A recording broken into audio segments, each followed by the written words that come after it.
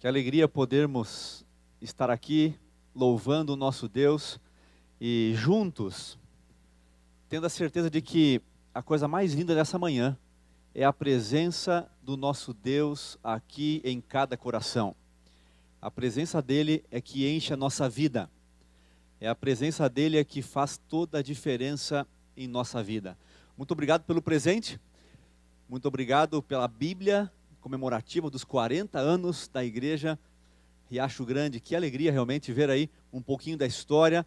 Eu já escutava muito dessa igreja, já ouvi muito sobre ela, mas agora passar um sábado, estar pertinho, sentir esse acolhimento e essa bênção de estarmos juntos adorando a nosso Deus, ouvir o coral cantar essas músicas e sentir que realmente essa música toca profundamente o nosso coração. Eu fiquei pensando num texto que eu uso sempre, quando começo qualquer mensagem, qualquer seminário. E quando eu comecei a meditar um pouquinho mais nesse sábado, na história da igreja, ao chegar aqui, eu quero ser um pouquinho ousado, pastor, e deixar um texto de presente para a igreja nos 40 anos. Em nome da divisão sul-americana, representando aí nossos colegas da administração, o pastor Ayrton, que tem um carinho especial, que manda um abraço. Esse texto poderia ser um texto de presente para a igreja. 3 João, verso 4. Marque na sua Bíblia, marque aí no seu smartphone, onde você medita. Esse texto poderia ser realmente um texto que ficaria aí como lembrança desses 40 anos. Eu gosto demais de 3 João, verso 4, porque ele fala da maior alegria do nosso Deus.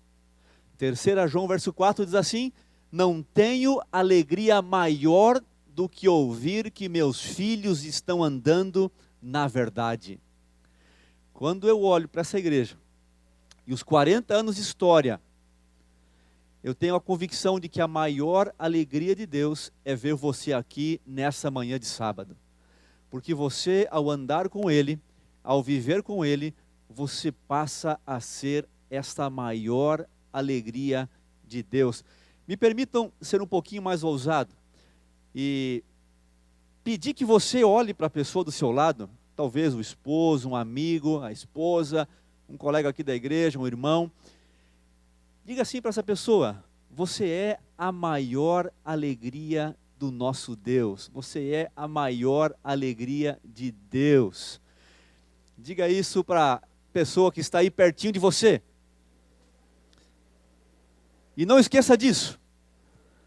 Marque como texto dos 40 anos dessa igreja, 3 João, verso 4, que fala que você é a maior alegria de Deus.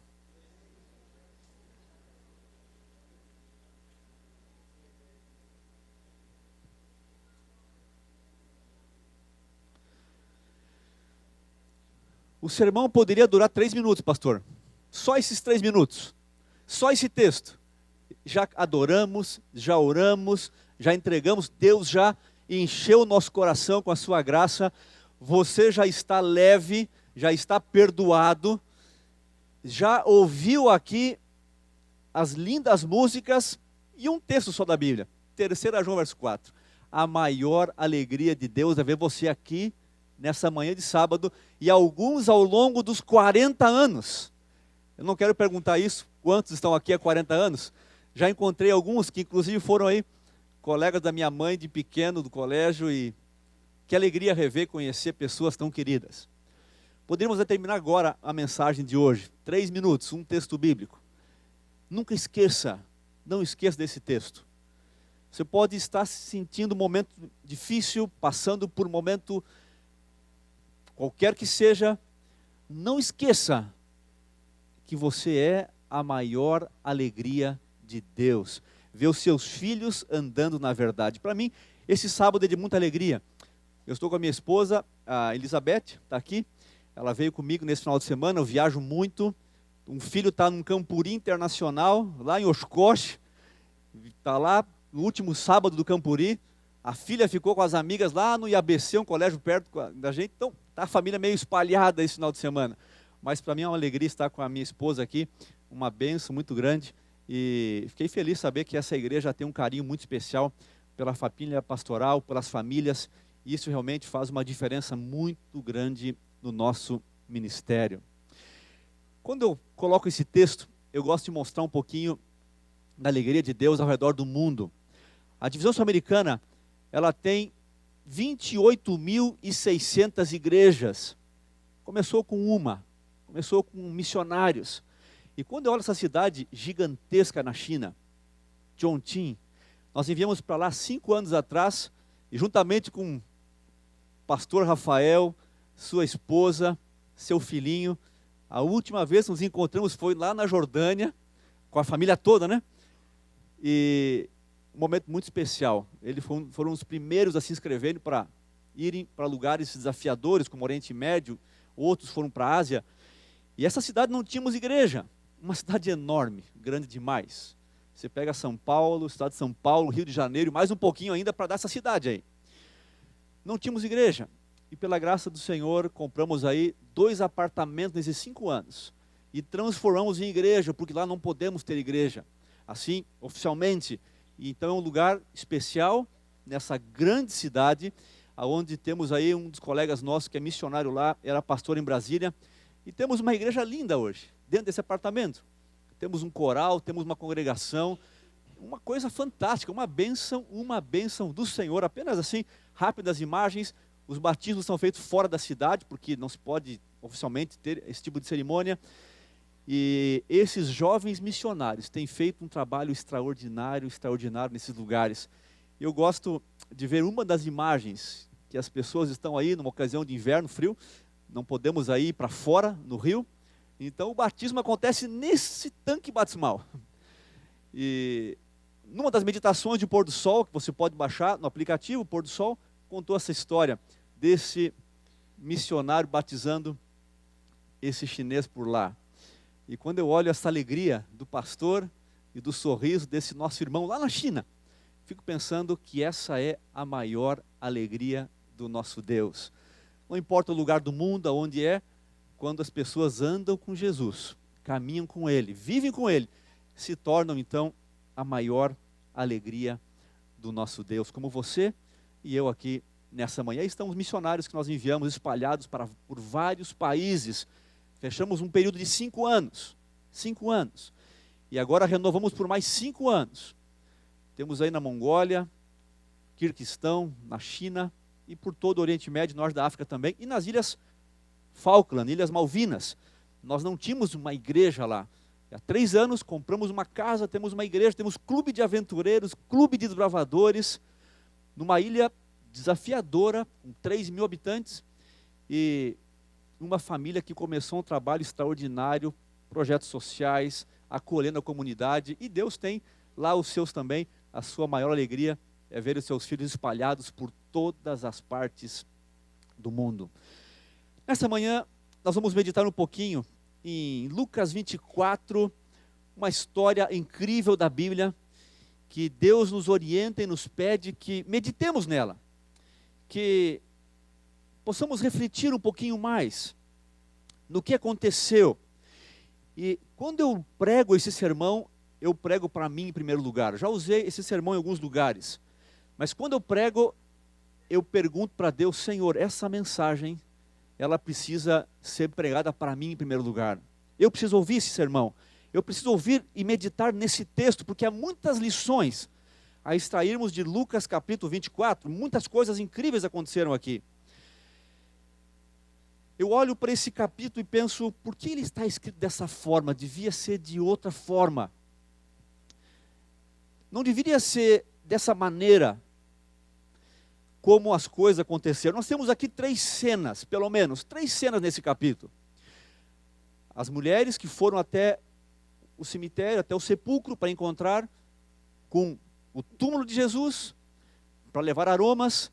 Nós tínhamos um grupo trancado numa casa, preocupado demais com o que havia acontecido, e nós temos 2 caminhando de volta para a sua cidade, para Emaús, uns 12 quilômetros mais ou menos de Jerusalém.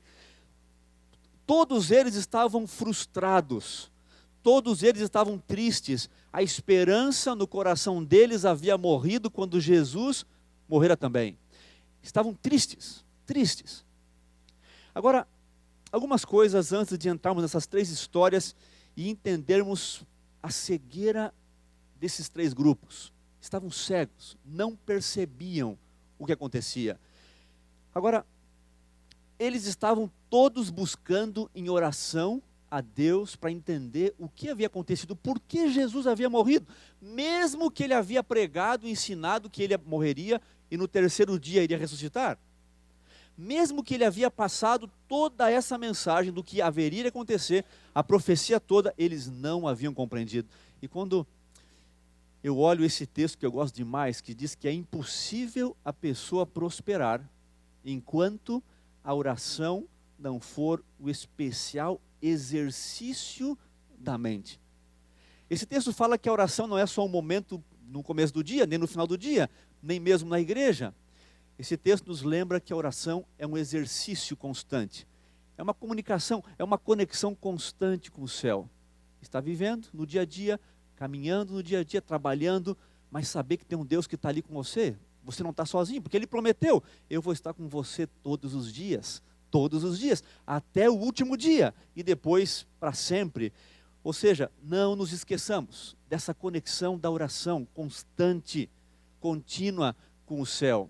Não podemos esquecer. Agora, uma outra pergunta que nós temos que fazer antes de entrar mais profundamente no texto de Lucas 24, é de quem era essa tumba? Onde estava Jesus? Se nós perguntássemos para José de Arimateia, ele ia dizer que era dele. Essa tumba eu comprei essa tumba, eu dei para Jesus. Se perguntasse para Pilatos, ele diria, não, essa tumba é minha. Para Herodes, é minha, essa região é minha, eu que domino aqui, eu que administro essa região, esse território é meu. Se perguntasse para o inimigo, ele ia dizer, não, essa tumba é minha, porque essa terra inteira é minha.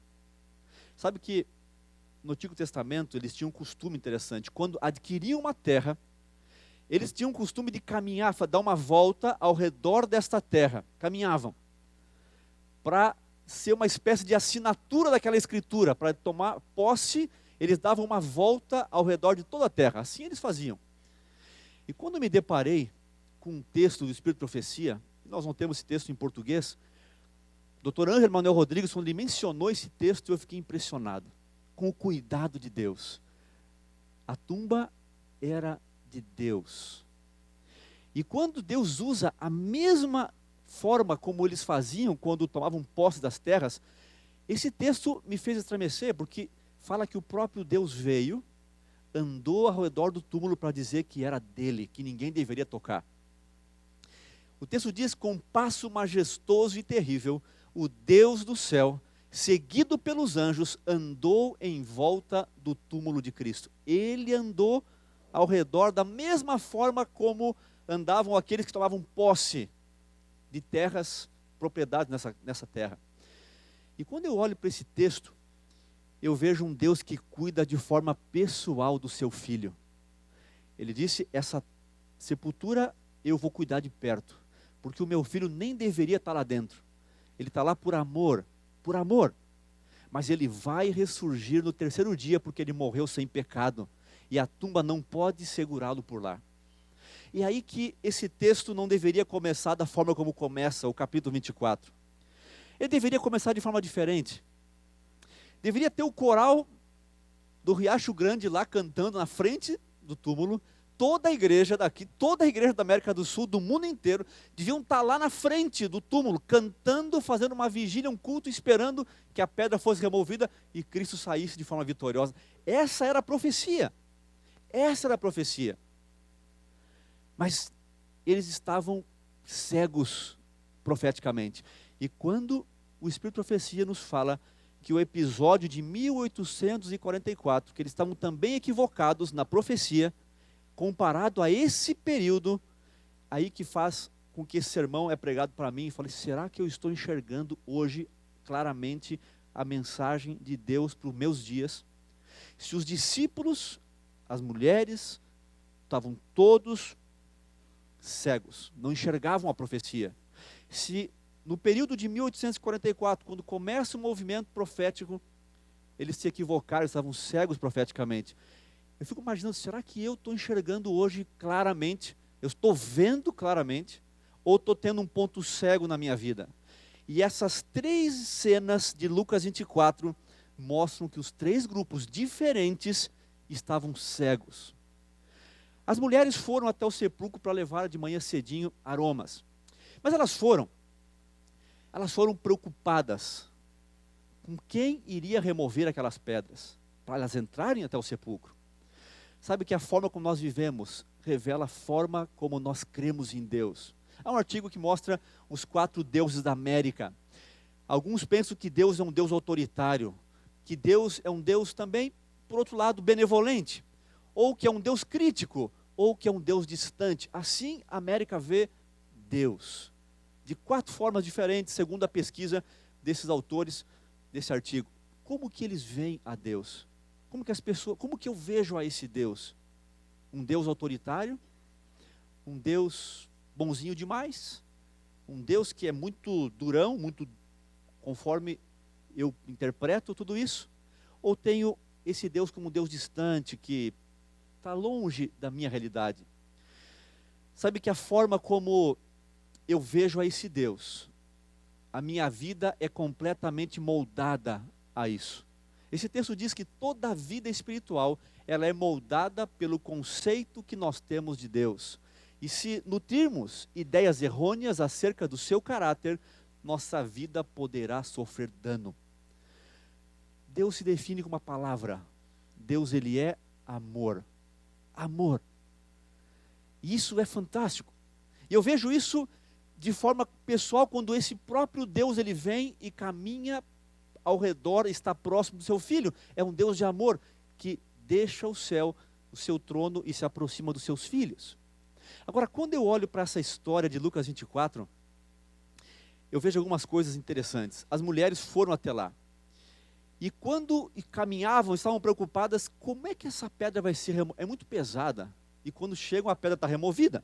Não está mais na frente. E elas entram, e João detalha mais isso, capítulo 20 de João, elas encontram 2 anjos sentados, um em cada parte ali daquela sepultura. E elas conversam com aqueles anjos. Aonde está Jesus? E eles perguntam, mas por que vocês procuram dentre os mortos aquele que está vivo? E elas não acreditavam. Mas aonde ele foi colocado? Aonde colocaram o corpo de Jesus? Os anjos tentam abrir os olhos delas. E elas não conseguem entender. Cegas. Aí entra Jesus. Ei, sou eu estou vivo. Eu falei tantas vezes isso. A Bíblia falou da profecia que eu iria ressuscitar. E elas pensaram que ele era um jardineiro que estava preparando ali, arrumando o cemitério. É um jardineiro. Ei, onde é que se colocou ele? Eu fico imaginando um pouquinho a cena, diante do próprio Cristo, pensando que ele é um jardineiro do cemitério. Eu fico imaginando, às vezes, a angústia, as preocupações, não nos permitem ver um Cristo real presente diante de nós, para acalmar o coração, para trazer paz, para trazer direcionamento. Muitas vezes não percebemos o que realmente Ele quer nos mostrar. Uma cegueira. Uma cegueira. E então, quando Ele chama ela de modo carinhoso, quando Ele chama pelo nome, então ela, mestre, é você? Interessante, quando as pessoas escutam alguém lhe chamando pelo seu nome, de forma pessoal, aí a voz foi impossível de reconhecer, de não reconhecer. Impossível de não reconhecer. E ela então entendeu que ele era Jesus. E a alegria encheu o coração. E elas saíram correndo para contar para os outros discípulos. E eles foram para confirmar se realmente era. Um chegou na frente. Eu não quis entrar no sepulcro. Aí Pedro, que era o mais impetuoso, chegou um pouquinho depois. Ele entrou e viu que ele não estava ali mesmo. E agora começa uma história que Cristo tem que provar que Ele é o Cristo para todos eles, um por um. E aí que essa história é incrível. Eles estavam impedidos de ver. Impedidos de ver. Impedidos de perceber Jesus. Eu gosto muito do detalhe dos dois no caminho até Emaús. 11 quilômetros, mais ou menos, a caminhada. 11, 12 quilômetros. Os versos 14 e 15 de Lucas nos mostram alguma coisa interessante. Eles iam conversando a respeito de todas aquelas coisas que haviam acontecido lá em Jerusalém. Aconteceu que enquanto conversavam e discutiam, o próprio Jesus se aproximou e ia com eles. Não mandou um WhatsApp, não mandou um vídeo, não mandou um texto, não mandou um recado, não mandou um link para ele. Não, ele veio pessoalmente e se aproximou e ia com eles. Os seus olhos, porém, estavam como impedidos de o reconhecer.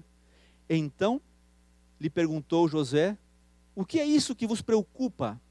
Perguntou Jesus, o que é isso que vos preocupa? E de que ides tratando à medida que caminhais? Esse texto aqui mostra Jesus com a preocupação pessoal. Ele vai de forma pessoal até aqueles dois. E não só isso, eu vejo ele preocupado de forma emocional também. O que está preocupando vocês? O que preocupa? O que está angustiando o teu coração? O que tira o teu sono? O que faz teu coração disparar? O que te preocupa? Olha a pergunta que ele faz. E depois, ele abre a Bíblia. O texto diz que ele começa desde Moisés e vai folheando texto a texto. Ele não faz nenhuma revelação. Olha, eu sou Jesus. Sou eu. Ele não faz nenhum milagre. Ele pega a Bíblia e começa a explicar tudo para eles. Tudo para eles. Agora, o que fez com que eles ficassem cegos? O que faz com que a pessoa não enxergue? Sabe que talvez o que aconteceu com eles pode acontecer conosco hoje também. O orgulho do coração e a sede de glória mundana fizeram com que não percebessem os planos do Salvador que mostravam a verdadeira natureza de seu reino e apontavam para a sua morte. Quando eu li esse texto, eu pensei, puxa, o orgulho no coração e a sede das coisas dessa terra, porque eles queriam, na verdade, que ele fosse o rei, que ele tivesse uma posição, um cargo, fosse um ministro. Eles estavam preocupados com o reino nessa terra, não com o reino eterno.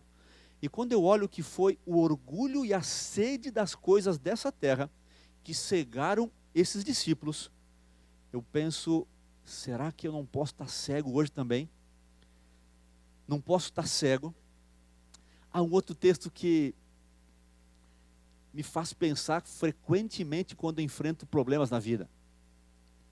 O pastor enfrenta problemas também, lutas pessoais. Quando esse texto chegou nas minhas mãos, eu fiquei imaginando que coisa.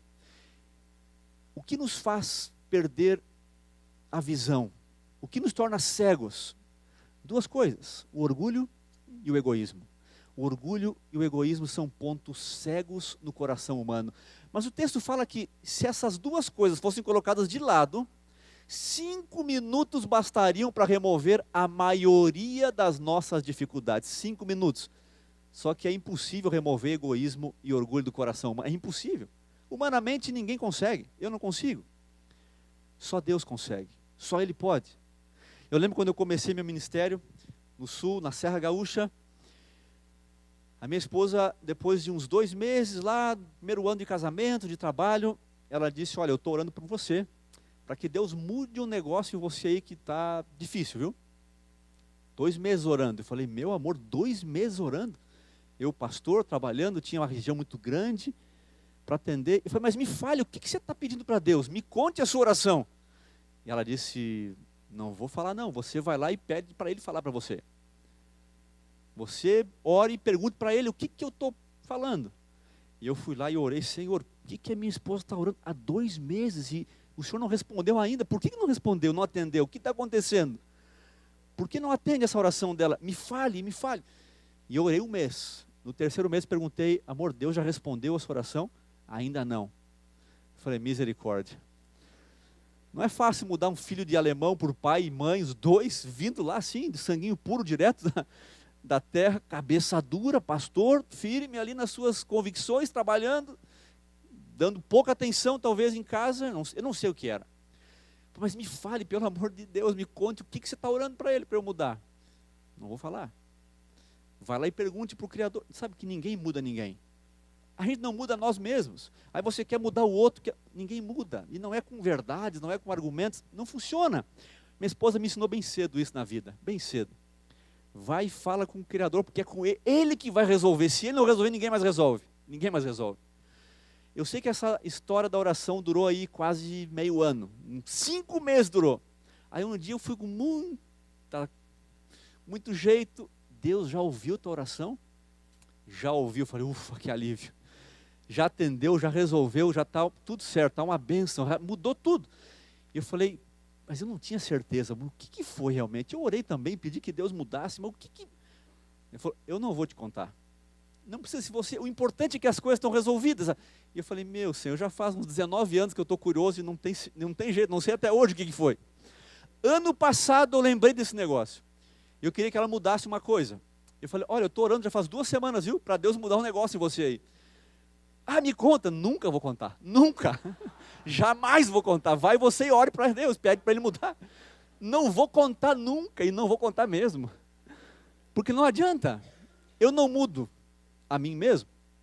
Eu não mudo ninguém, não mudo meus filhos, não mudo a minha esposa. Até uma idadezinha a gente pode ajudar alguma coisa. Talvez mais atrapalhado do que ajudar até. Mas é Deus que faz isso. Ele é o Criador. E funciona, viu? Funciona. Dá certo. Porque se o Criador não mudar, ninguém mais muda ninguém. E aqui eu vejo esse povo cego, canto cego. Eu tive um carro que depois que eu bati assim, ele falou, esse carro tem um canto cego. Eu conserto vários deles assim, foi misericórdia, porque não me avisaram antes. A gente para em vários lugares diferentes, deu uma ré, e não, aquele canto cego não tem espelho, olha no meio, olha do lado, e tinha um pilarzinho assim, fininho no meio, pá, canto cego. Canto cego. Qual é o teu canto cego? Tem coisa que a gente não percebe. No relacionamento em casa, está vivendo de um jeito. Ou no trabalho, ou com o que é que seja, consigo mesmo. Muitas vezes nós não percebemos algumas coisas. Estamos convictamente errados, mas estamos cegos. Cegos. Quando eu olho esse povo aqui, nessa história, os 3 grupos cegos. Cegos. E o que deixou esses 2 era o orgulho. O orgulho e o egoísmo. Agora, quando eles chegam, estão quase passando na cidade de Emaús, Jesus ainda não havia sido percebido por eles. Cegos, caminharam 2 horas com ele, 2 horas, ouvindo da Bíblia a sua voz e não perceberam. Eu fico imaginando, que vida espiritual é essa? De andar com ele e não perceber ele perto. E aí que eu me pergunto, eu tenho percebido esse Cristo do meu lado, perto de mim, da minha família? E ele falou, ei, está tarde, entra aí, vamos comer. Eu imagino que eles comeram aqueles pães árabes, pães sírios, com um patezinho gostoso, de grão de bico, com algumas ervinhas, e eles oraram, vamos comer. Quando eles fecharam os olhos, estavam cansados, estavam vindo de uma turbulência grande lá em Jerusalém, caminharam todo aquele percurso. Quando abriram os olhos, então os olhos se abriram e eles se deram conta, é Jesus. Só que o texto fala, quando eles perceberam que era ele, imediatamente ele desaparece da frente deles e volta para Jerusalém. E o texto diz que eles também levantaram e voltaram imediatamente. Não sei se pegaram aí alguns pães e foram comendo no caminho, o texto não fala, mas eu imagino que sim. E eles foram até a casa. Eles foram até a casa, aonde estavam os demais. O que me chama a atenção é que Jesus foi abrir os olhos de um por um com a Bíblia e com a história profética. Abriu primeiro das mulheres, que foram lá procurá-lo de manhã cedo. Depois desses 2, ele caminhou 2 ou mais horas, 3 horas talvez, ao lado deles, com paciência, preocupando-se de forma pessoal, de forma emocional, de forma espiritual, tratando das questões da vida com eles e da Bíblia. E agora, todos estão numa casa. A igreja que tinha perdido a esperança, agora se enche de esperança outra vez. O coração deles estava ardendo, e não tem outra coisa que não vá arder o nosso coração, se estamos desanimados na nossa vida espiritual, religiosa, se estamos meio que no piloto automático na vida espiritual, é a meditação na Bíblia. A cada dia um pouquinho, meditar, isso aquece o coração, não tem outra coisa, não tem outra coisa, porque o próprio Jesus não usou outro meio, usou a Bíblia, para que eles pudessem ter o coração aquecido outra vez, e que a alegria voltasse. Alguns textos de profecia falam que Cristo queria abrir logo os olhos dele, queria acolhê-los, queria quase que pôr no colo, queria trazer a alegria de volta, mas a preocupação e a cegueira pelo orgulho os impedia. Eu fico imaginando, às vezes, caminhamos do lado da alegria, da solução e da vida feliz, mas não abrimos mão e não enxergamos essa possibilidade tão real ao nosso lado. Mas Cristo, Ele vem para ajudar todos nós na nossa caminhada rumo à eternidade. E quando eu olho a parte final desse capítulo, eu vejo ele chegando então na casa onde estavam todos reunidos. E a primeira coisa, a mensagem que ele traz é uma mensagem de paz. Nós temos aqui em Lucas 24, 36, eles estavam falando, contando, todos ao mesmo tempo naquela casa, e então aparece Jesus. E ele fala: paz seja convosco. Paz seja convosco. Ele repete, em João ele repete 2 vezes isso. E ainda teve alguém ali que disse: mas será que é ele mesmo? Vocês viram, mas eu não vi. Eu tenho que tocar, eu tenho que ver as marcas. E aí para o incrédulo Tomé, ele chega e mostra. Ele é um Deus que se revela. Você pode ter as suas críticas, as suas dúvidas, você pode ter a sua lógica. Tenha e chegue a Ele do jeito que você está. E pergunte tudo, questione. Ele vai revelar-se a você em sua palavra, porque Ele ama e você é a maior alegria dEle. Mas o que me chama a atenção é a mensagem que Ele deixa: paz seja convosco. A paz é nossa nesta manhã. A paz é nossa. A Bíblia diz: justificados, pois, pela fé, nós temos paz em Cristo Jesus. A paz é nossa. Esse mundo precisa de mais paz no coração. As pessoas estão inquietas demais, porque não conhecem aonde está a fonte da verdadeira paz. E quando eu olho para essa linda igreja, nessa região tão bonita, um ambiente de tanta paz, aqui é um lugar em que as pessoas se achegam para receber a paz. Aqui é uma fonte de paz por pelo menos 40 anos. Por 40 anos. E eu sei que você conhece essa fonte de paz, que é o Senhor Jesus, que quer trazer paz aos nossos corações. Eu queria terminar com essa última história de um lugar que eu nunca imaginei que colocaria meus pés. Nunca sonhei em viajar, em fazer missão, nunca. Que foi o Iraque. E para lá nós enviamos missionários. A igreja foi toda destruída nesse lugar. Um lugar totalmente sem paz. Totalmente sem paz. Nós não podemos divulgar algumas imagens aqui pela internet, porque comprometeria os nossos missionários que estão lá. Os 2 são filhos de pastores. Começamos um hospital junto com a ADRA e a ONU. Morriam várias crianças todos os dias. Todos os dias morriam crianças nessa região. Construímos um hospital entre Erbil e Mossul, e as crianças e as pessoas refugiadas da Síria não morreram mais nessa região. E foi uma grande bênção poder levar paz, saúde, levar o amor de Cristo. E eles perguntam: mas quem são vocês? Eles começaram a chamar a igreja de anjos enviados por Deus, para trazer paz a esse lugar tão desafiador, tão remoto. A primeira ocasião na história que nós temos aí de um pastor adventista que aceitou o chamado de ser pastor aí no Iraque. Primeira vez. E ele não pensa em voltar. Já renovou por mais 5 anos. Poderia voltar em dezembro. Nasceu a sua filhinha nesse período. A esposa está grávida. Vai nascer o próximo filho por lá. E eles felizes, cumprindo a missão. E não só isso. Começamos um clube de desbravadores lá também. Mais de um clube. Com crianças refugiadas da Síria. Um projeto incrível, fantástico, para levar uma única coisa no coração desse povo: paz que encontramos em Cristo Jesus. Paz. E quando eu olho umas imagens como essas, eu fico imaginando, eles oraram e pedindo: Senhor, nós não podemos pregar, nós temos a igreja aqui, que construímos, mas envie pessoas para cá, envie pessoas para que peçam para a gente ir até a sua casa, abra portas. O plano deles foi um só, orar para que Deus enviasse pessoas.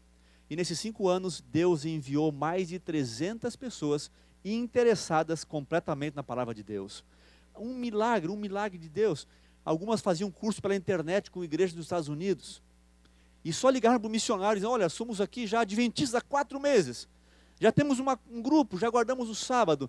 Vocês podem vir aqui nos batizar, só falta isso. É uma coisa quase que inacreditável. Um lugar que não tinha paz. E em portas fechadas, literalmente, com 3, 4 pessoas, portas trancadas, o que é proibido nesse país, nós realizamos em nome de Jesus, que é levar essas pessoas aos pés de Cristo e à fonte da verdadeira paz. E para a honra e glória de Deus, nós temos uma só igreja, mas uma linda igreja, com cerca de 120 pessoas hoje, depois de 4 anos de projeto, lá no Iraque, para louvar, adorar e testemunhar da fonte da verdadeira paz. 3 coisas ficam da mensagem de hoje. Meu primeiro pedido a Deus em oração é, Senhor, abra os meus olhos, que eu possa enxergar aquilo que o Senhor quer que eu enxergue, que eu possa ter clareza na minha visão, que eu possa ter uma visão bíblica e cristalina das coisas, das pessoas, do tempo em que vivemos, que o orgulho não segue a minha vida.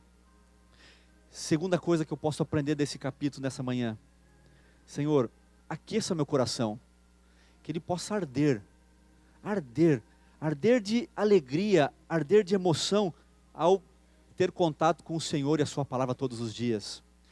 E a terceira e última coisa, que a paz de Cristo nunca se aparte do meu coração, da minha família e da minha igreja. Eu não sei se você precisa tomar uma decisão na sua vida, mas esse ano de festa dos 40 anos dessa querida igreja é uma grande oportunidade. Eu quero me entregar mais e mais ao Senhor. Eu não quero ficar mais 40 anos nessa terra, não quero. E se você precisa tomar uma decisão ao lado de Cristo, quem sabe um batismo, mês que vem é o mês da primavera, é o momento da sua entrega. Não deixe passar esta primavera. Se você precisa de mais paz, um coração mais aquecido, olhos mais abertos para entender e ver as coisas como Deus quer que você veja, que você possa pedir que Ele abra, aqueça e dê a paz que só Ele pode dar à sua vida, e preparando outros e essa igreja para o encontro com Cristo no céu. Quantos gostariam de renovar a sua vida nessa manhã e dizer, Senhor, toma a minha vida para ser completamente tua? Posso ver a sua mão? Que Deus segure forte a sua mão e te abençoe. Amém.